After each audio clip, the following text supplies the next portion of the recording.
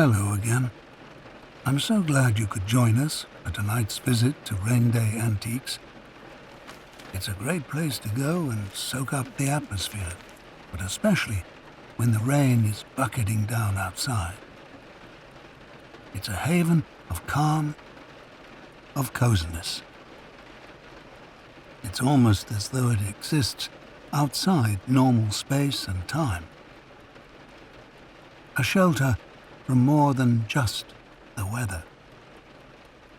Before we begin our visit, I think it's nice to start with a quick wind-down. Tonight's wind-down is a visualization. So, when you're ready, let's begin. Just take a moment to get comfortable. Letting go of the day. Enjoying that feeling of having stopped, of having nothing left to do.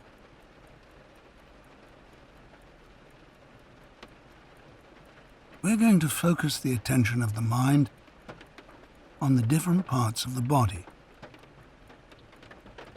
Just watching as the muscles in the body switch off for the night,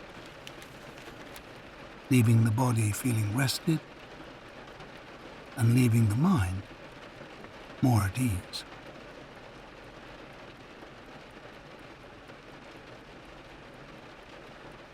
So, starting down at the toes, and just a sense of the muscles switching off. The feet, the arches, all those muscles switching off.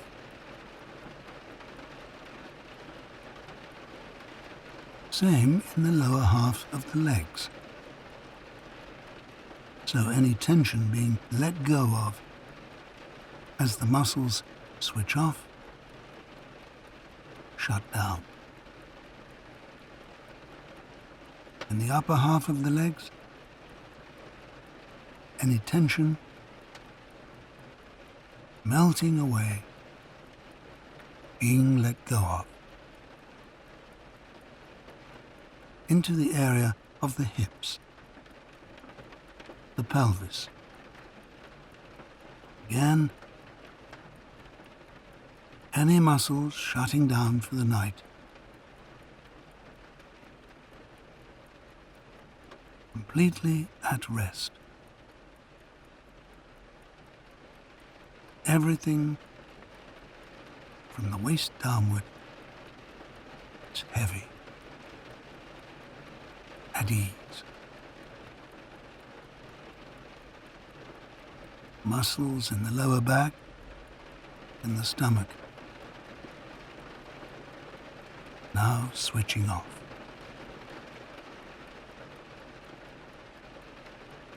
Middle of the back, around the diaphragm, the upper back, and the chest.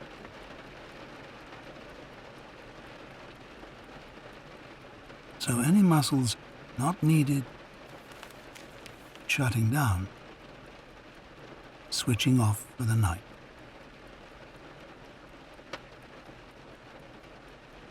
The shoulders switching off.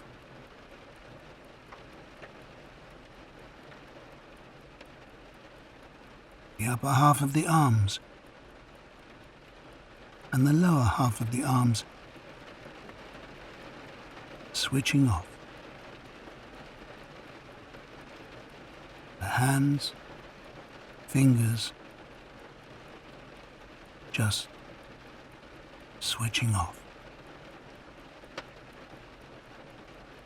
Any muscles around the throat and the neck switching off. The head, the face, the jaw, the eyes.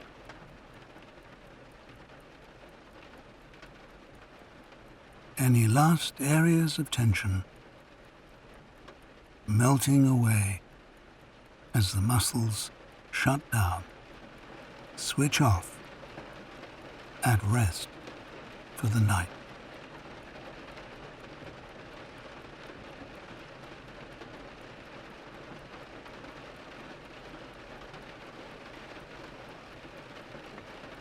And allowing thoughts to come and go, allowing the mind and body the space they need to rest. If you've ever found yourself one evening wandering down a quiet street in the rain, looking for somewhere to take shelter, you'll know what a blessed relief it is to find such a place as Rainday Antiques. It hoves into view between two residential buildings. A beautiful double-fronted store with a big window on either side of the entrance. The windows are divided up into square panes, and the glass between the metal bars is ever so slightly wavy, giving the place a dream-like quality. This quaint little establishment stays open 24/7, if you can believe it, catering to international antique connoisseurs who might arrive at any hour and casual passers-by. Which of these categories you fall into, well, that's up to you.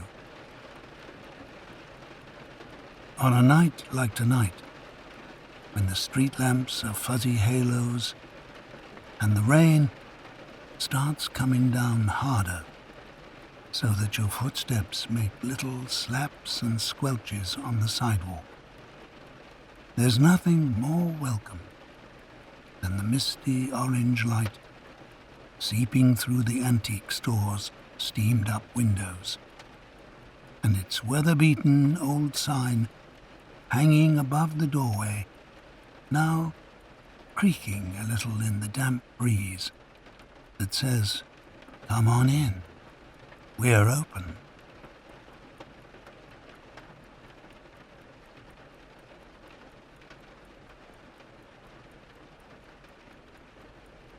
Inside, Rainday Antiques is as cozy as can be. Push open the door and you'll find yourself enfolded in a set of heavy red velvet drapes. Extra protection against the elements. As you emerge through these into the store, the drapery rings click gently as they glide across the rail.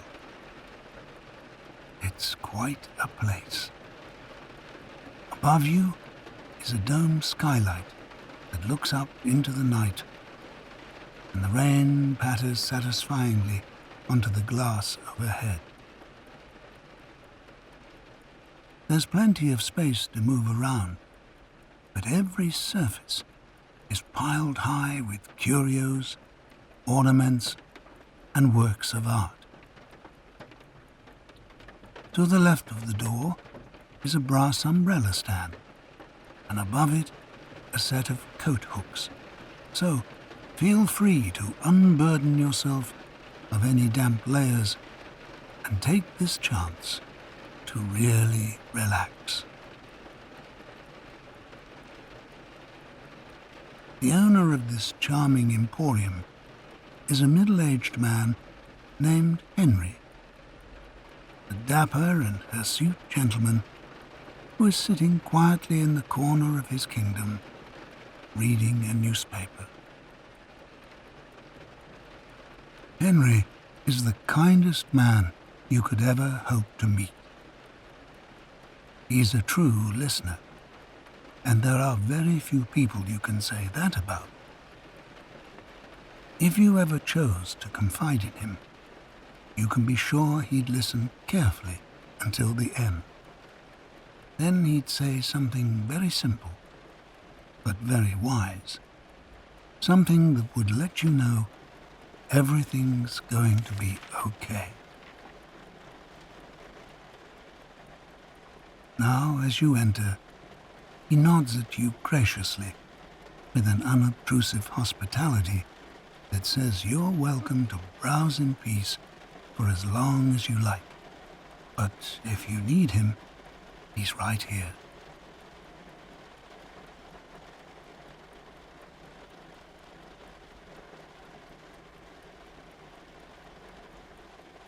Have you ever seen so many wonderful items in one place?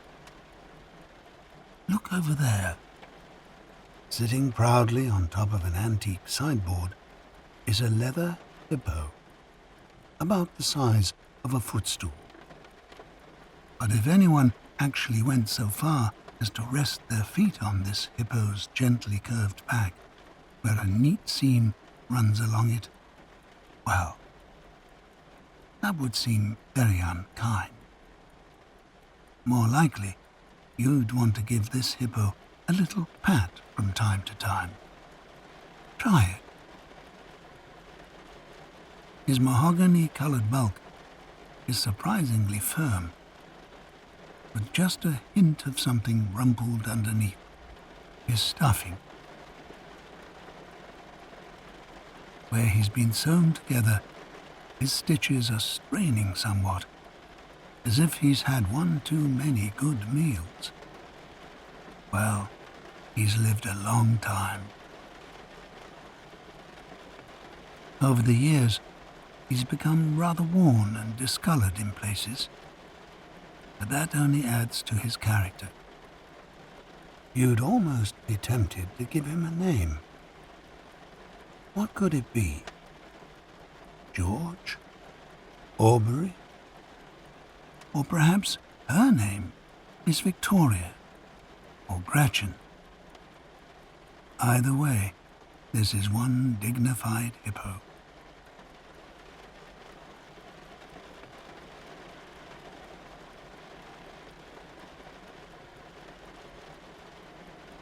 There's something so comforting about pottering around in here while the rain is rushing down outside. Henry, the proprietor, is playing a little light classical music in the background. It's hard to tell where it's coming from. Perhaps from the gramophone you can see sitting on a cabinet just behind Henry. Its golden horn wide open in the low light like a night-blooming flower. But no, the record resting on the turntable is still, so the music must be coming from some digital source. Beneath the gramophone, a sign states firmly, "Not for sale." Well, of course, it's hard to imagine how Henry can bring himself to part with any of these things. In any case, the gentle strings are a perfect accompaniment to the rain, which is trickling down the storefront windows with a rushing, crackling sound, which reminds you, such is the coziness in here, of the sound a fire makes, burning logs in a hearth.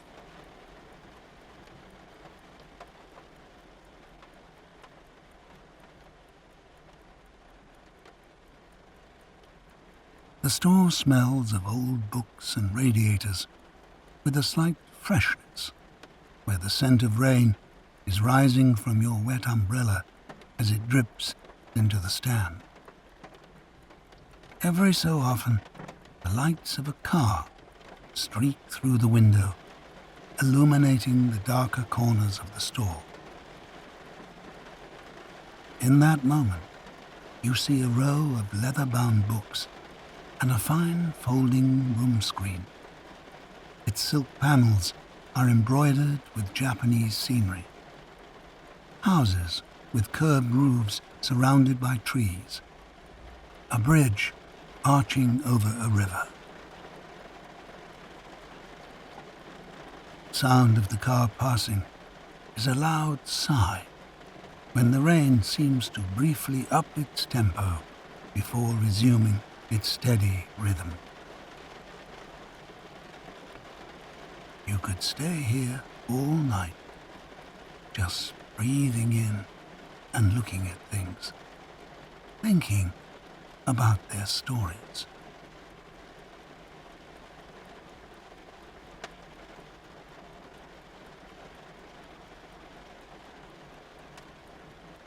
If you asked Henry, he'd tell you that every antique has a story to tell. He likes to say that he never acquires anything for his store unless there's some fantastic tale behind it. His regulars know that's just a line, though. If he likes something enough, he'll just go ahead and make up a story about it. Such as this vintage toy pedal car, which he says used to belong to a member of the British royal family. He hasn't got any paperwork to prove it, unfortunately, but then again, there's nothing to disprove it either. The car is bright green, slightly battered and rusting at the edges, but in its heyday, it would surely have been the perfect vehicle for a young prince or princess to take a turn about the palace gardens in. It has a long bonnet, but the rest of the car is all seat. There's a large cream-colored plastic steering wheel sticking up in the center of the car, so that driving it might feel a bit like driving a mini tractor. It's open top, though. No roof at all, so it'd be no use on a night like tonight.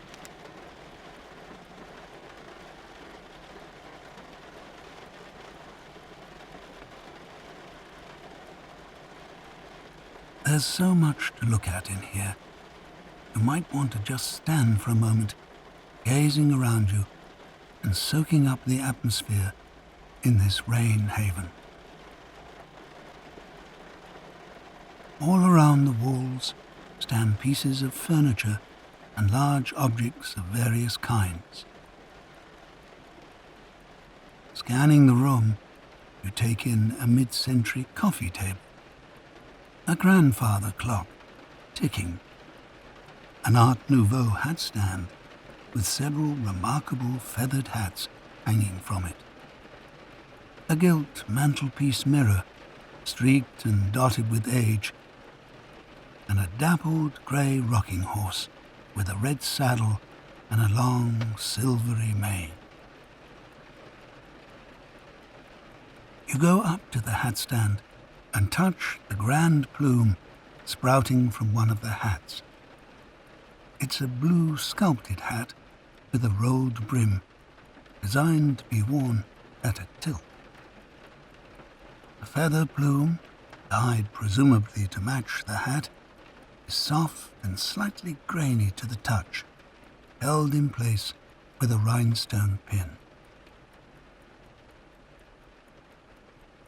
How sturdy and philosophical these items seem somehow, gathered here in defiance of the passage of time, and certainly with no concern whatsoever for the weather.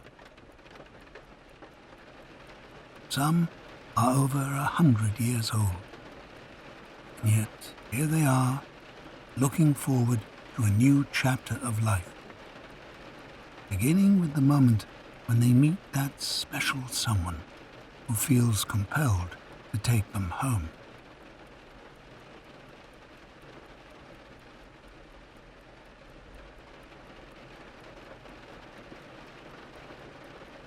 You're standing beside one of the store's several grandfather clocks. Its tick is steady, decisive, like a single raindrop falling again and again into a metal pail. You're peering at the clock's mechanism, which is exposed through its glass front, when you hear a little yip. It sounds like a greeting. You look down and find a small grey and brown dog gazing up at you.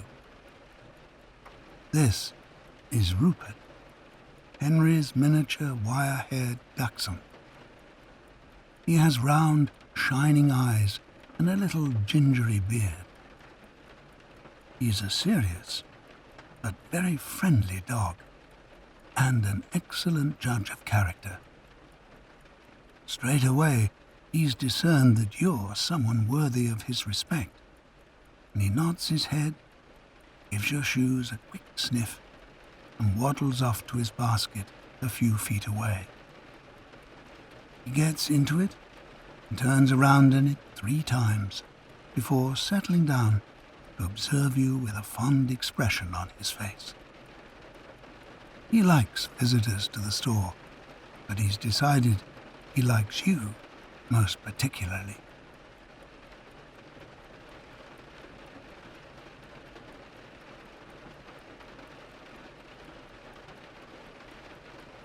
In a dimly lit corner of Rainday Antiques stands a writing desk covered with a blanket on which are laid out numerous smaller items. One of these is a box of old photographs and postcards. As you leaf through, you glimpse vintage postcards of European cities and snow-capped mountains, black and white beaches, interesting rock formations, and a donkey in a straw hat. There are snapshots of groups of men in cricket whites, families awkwardly gathered together for a stagey photograph, cartoons of terriers and kittens in baskets, and a set of studio portraits of a clearly much cherished spaniel. Some have spidery handwriting on the back, mostly illegible. You turn over a postcard from Holland with a windmill on it. "Dear Nanny and Auntie," it reads, "I'm having a lovely time. We have just been for a walk, and as I write this, it is pouring with rain. Thanks for the books. Love, Barbara." All these memories that once belonged to somebody else could now be yours for the taking. That's the funny thing about memories. They're very adaptable.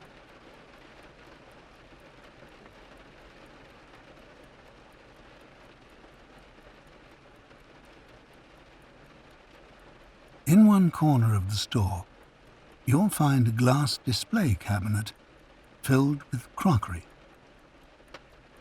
If you take a closer look, you'll be able to inspect a striking Art Deco tea set with sharp triangles for handles, patterned with bright geometric squares in orange and black. A small case lined with velvet sits next to the tea set, containing a collection of teaspoons with ornamental handles.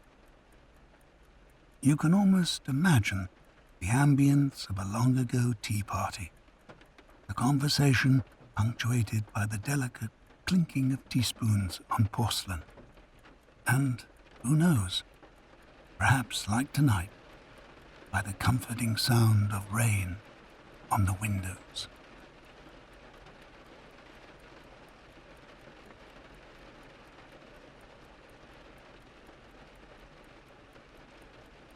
You make your way over to a bookcase at the back of the store.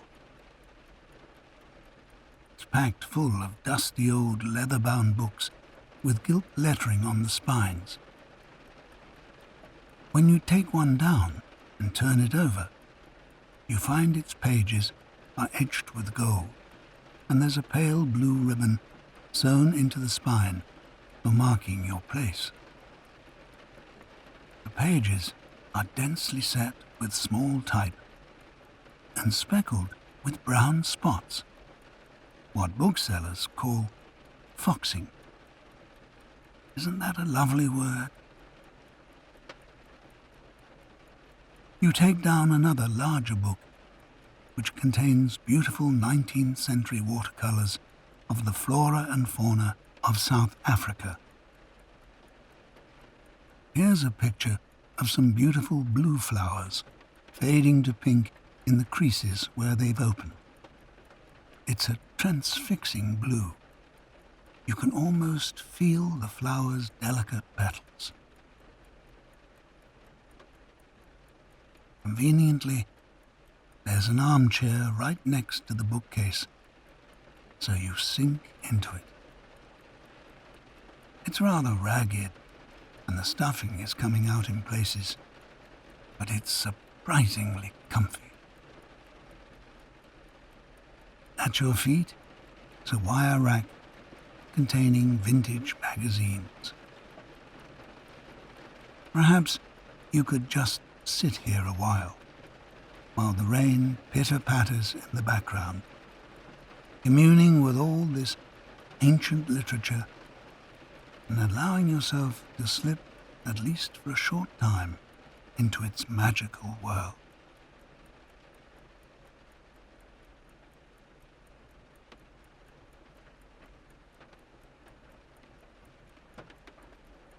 The rain outside seems to be coming down even harder, but the atmosphere inside the store remains peaceful and unchanging. Every so often, Henry lets out a small